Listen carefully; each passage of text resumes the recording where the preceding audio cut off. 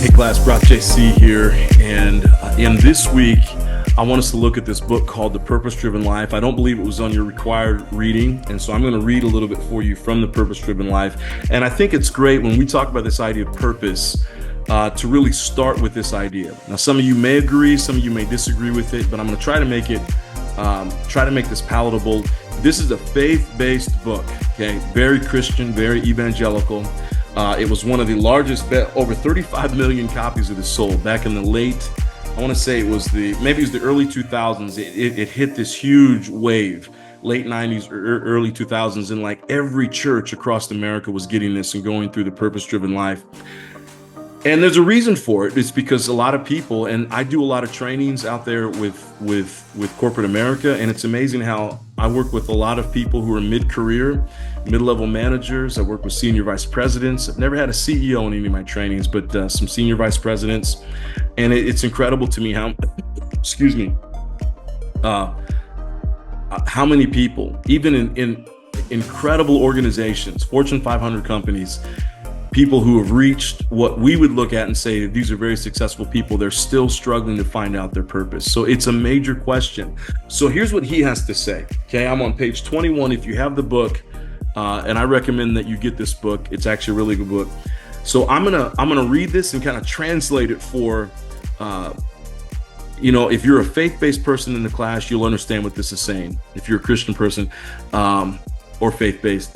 But if you're not faith-based, or maybe you're from a different religion, and we have that in our grad programs, okay? So if you're out there and you're playing evangelical and you're saying, why is he talking about this, to non-Christians? It's because we have other people in the class that aren't Christians.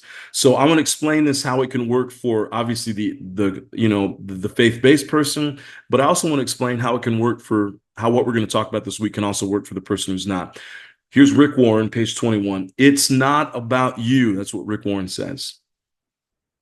The purpose of your life is far greater than your own personal fulfillment, your peace of mind, or even your happiness.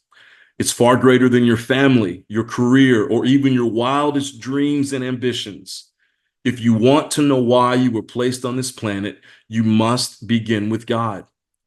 You were born by his purpose and for his purpose. The search for the purpose of life has puzzled people for thousands of years. That's because we typically begin at the wrong starting point ourselves. We ask self-centered questions like, what do I want to be? What should I do with my life? What are my goals, my ambitions, my dreams, my future?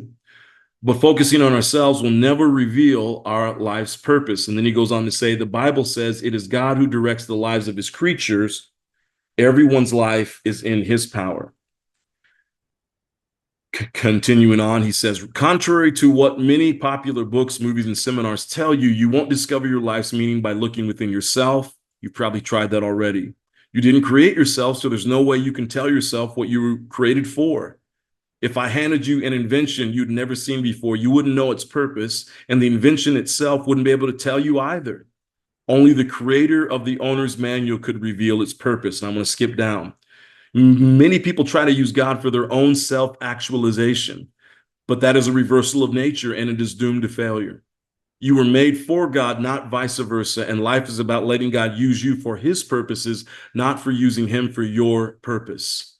He goes on, I've read many books that suggest ways to discover the purpose of my life. All of them could be classified as self-help, quote unquote self-help books, because they approach the subject from a self-centered viewpoint.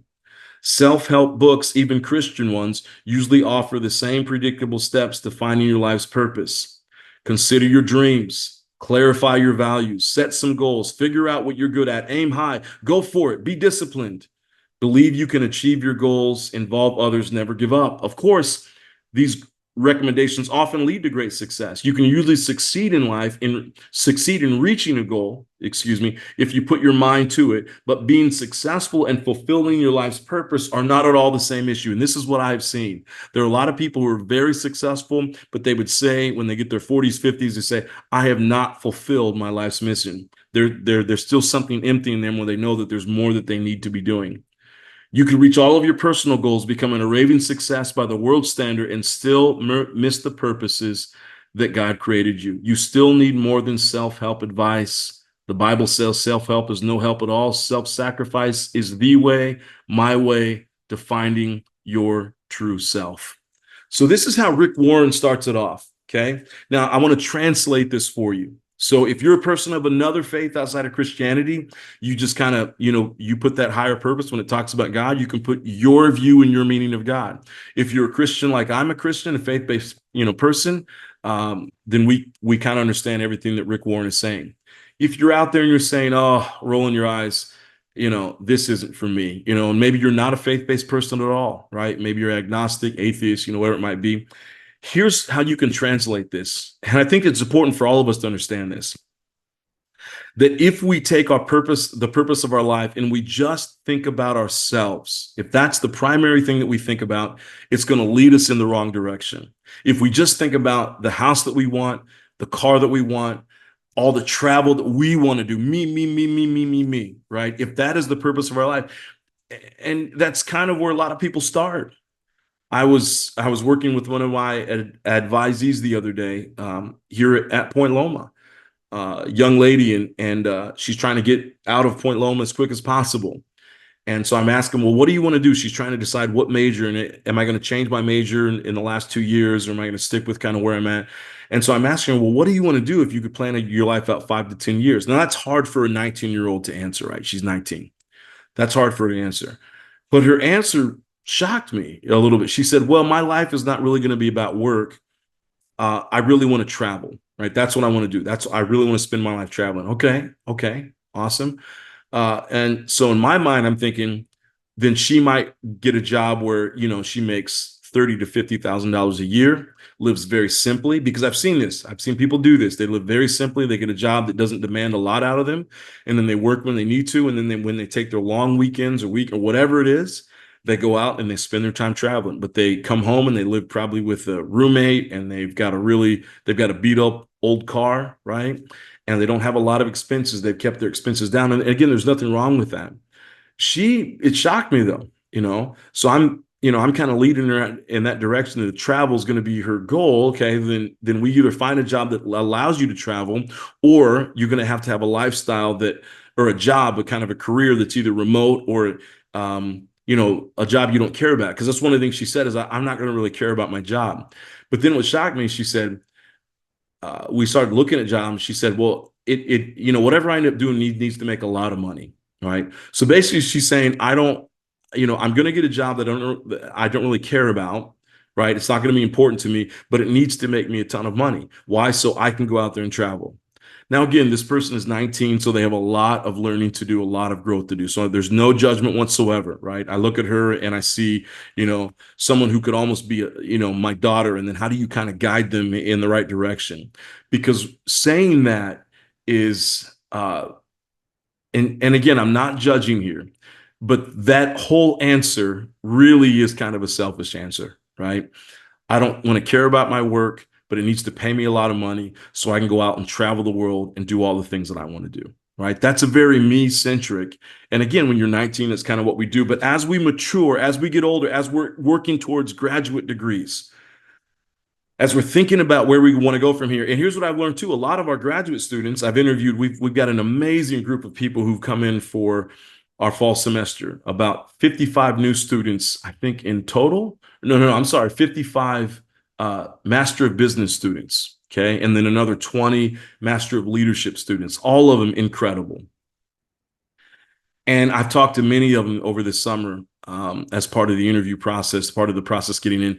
And several of them said, I'm not sure what I want to do going forward. And I'm hoping that our time in here. So if this is you and you're saying, I'm trying to figure out what the next several years of my life look like, this is where it's going to start right here. So I want us to transform our mind around purpose. And instead of thinking that purpose is about me and the house and the salary, could it be about something bigger? And that's what Rick Warren is saying. Okay. He's saying that even if you're not a Christian, what you have to say is, okay, my purpose cannot be defined by me. It needs to be defined outside of me. It's something bigger than me. Right.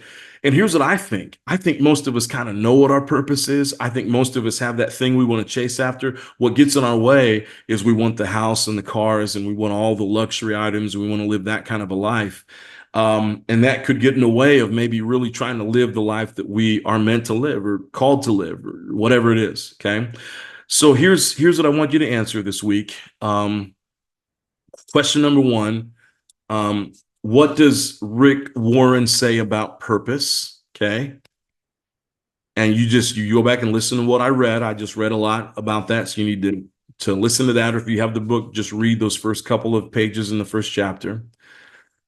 What does he say? So that's number one. What does he say about purpose in general? What does he say purpose is not? Okay. And it's the very first thing he says. Very first thing he said, what purpose is not. And then I want you to just think reflectively. And again, all these can just be 2 to 3 sentences. They don't need to be very long. But then I want you to think reflectively about your own life. What could be getting in your way of living a true life of purpose that is based outside in, not inside out?